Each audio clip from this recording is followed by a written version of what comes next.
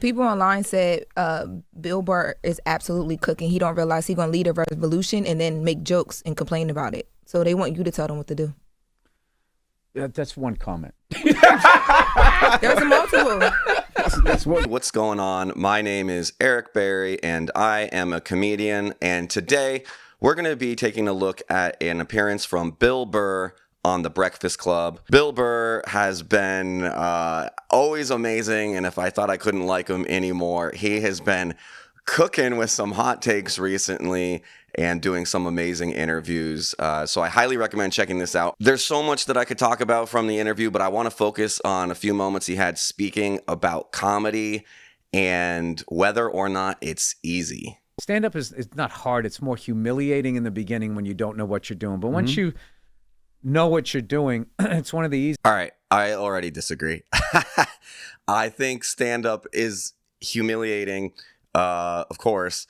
That emotional toll and just waiting for hours upon hours in the back room for an open mic to perform, potentially to just comedians, or if they've gone to a different mic now, there's 2 comedians in the audience, or even if there's 10 comedians in the audience who've seen you do that joke, 20 times.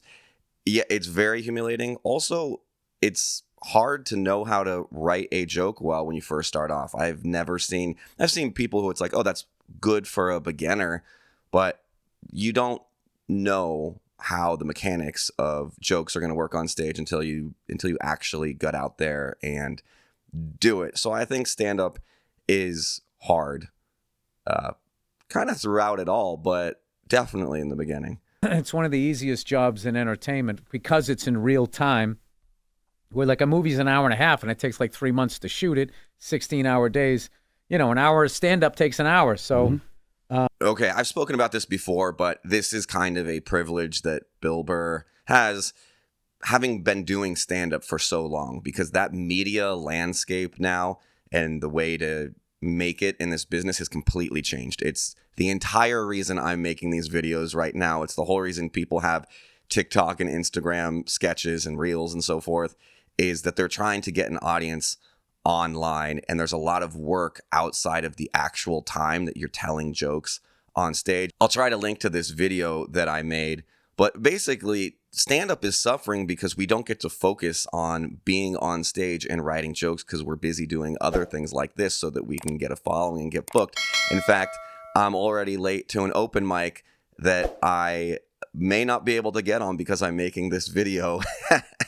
And I certainly haven't spent the time writing or perfecting the jokes that I want to do tonight because I'm busy doing this. I think stand-up these days, the actual performance of it is just a small sliver of everything that you need to do to start to have a career now in it. If you're funny, it's an easy job. I guess you got to get to that point, though. When you just first starting out and you're getting on that stage and it's you versus 300, 500 people, man. My favorite thing is to watch people bomb.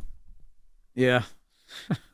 He enjoys it. It is fun to watch people bomb. Not because you want them to be suffering. That's not it at all. It's because you actually have a companionship. You've been there. You know what it's like. That's very relatable. You have a love for and a camaraderie for the people on stage. And it's just such a raw, real moment to witness. And you like to see how they might dig themselves out of it. I don't know. It's kind of the equivalent of watching someone slip on a banana peel, right? You're not glad they're hurt, but there is something oddly satisfying about it.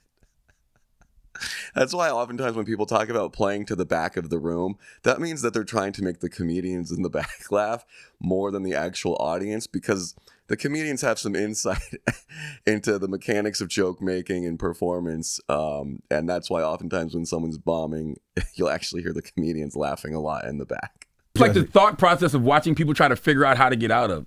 Oh, yeah. Yeah, trying to learn how to bomb gracefully. Yeah, you learn how to do it, but the only way to do it, what I do like about stand-up is bombing gracefully. It's something I'm not great at, but it is very frustrating to witness when a joke doesn't work out and comedians will get defensive. They'll say things like, oh, I did that joke the other night and they loved it. Or I hate it when they place the blame on the audience, where they'll be like, "Oh, well, that's a slow burn, or that's a thinker, or you'll get that in the car ride home." It's like you're basically saying the audience is too stupid to get your jokes. It's like that might not be the problem. The only way to learn how to do it is to do it. You can't like rehearse. That's right. It's like you want to be a comedian, you literally write 5 minutes of material and then you go up and try and do it. That would be like being able to play a guitar for 5 minutes and then go play your first concert. Like, how would you do that? So it's inherently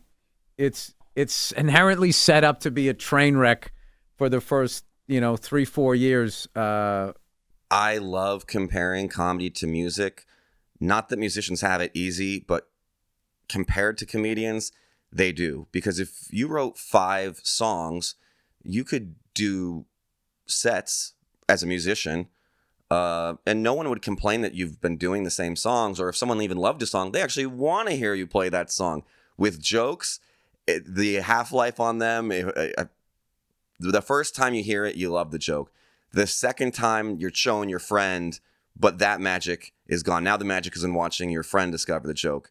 By the third time, you're like, I don't want to hear this again, right?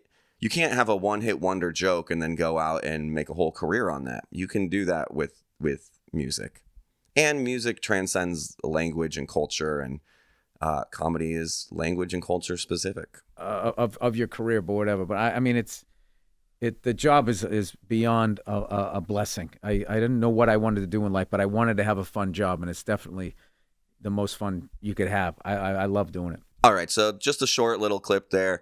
But another comparison with music is that as a musician, you're generally failing on stage with other people. You're an ensemble, right? With comedy, you're up there. You're just by yourself. Music, you can kind of take in. You can be at a show and talking with your friends. You can hear the music while you're ordering a drink at the bar. With comedy, you need to be very attention specific. And like if you're not their thing as a musician, they're just like, oh, well, they're talented, but I just don't like that kind of music. If someone doesn't like your jokes, they just have this binary thought process that you are not funny. Even if other people find you funny, they're like, no, you're not funny. They don't say, oh, well, it's not for me, With music, okay, you don't care for the musician's music. That's fine. They could be fine as a person. With comedy, if you don't like someone's jokes, oftentimes you feel like you don't like them as a person. Like there's a hatred towards the comedian. Also, if you just aren't that great of a musician, there's no way for you to really know in the audience how people feel about that, or for the audience to know how the other people feel. With comedy, people are either laughing in the audience or they're not. So that's it. Tell me what your thoughts are. Is comedy easy? Is it hard? Are you a musician? How does that all compare? Let me know. Also, is my head crooked or is it just this hat? I can never seem to feel like I'm getting this hat on exactly right. Sound off in the comments. Give me a follow, subscribe, and I'll see if I can throw in an open mic clip so you can see how fun it can be sometimes. All right, see you guys next time. Your next comic has been all over the world, but now he's here. Please give it up for Eric Berry.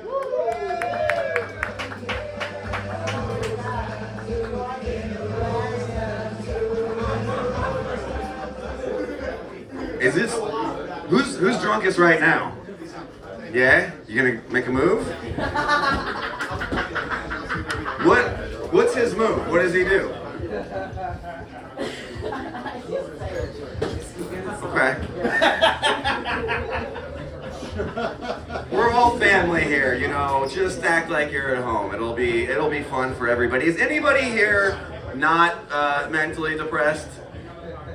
Yeah, I started taking antidepressants, and when you start taking antidepressants, you can't take drugs, and you have to drink in moderation. And I've never been so depressed before in my life.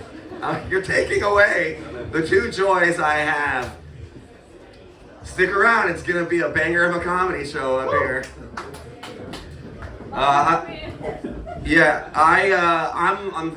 not PJ Irish, but I'm pretty fucking Irish, and I got all the bad traits of being Irish and none of the good ones. Like, I am pale as a motherfucker. Like, I get sunburned every time I open my laptop. Like, I'm very photosensitive to things like light and the sun.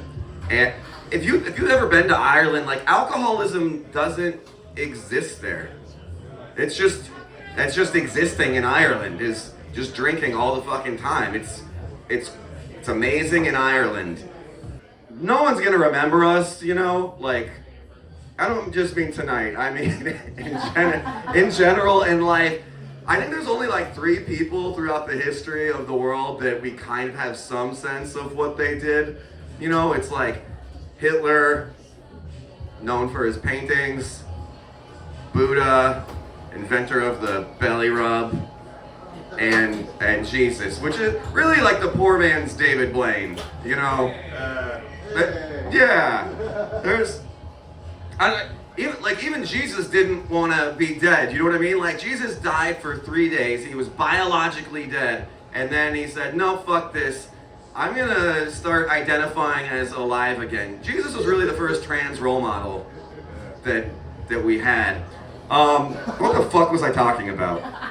Religion. Yeah, thank you, Manny. Can't mistake that voice. All right, thanks, guys. Give it up for Austin.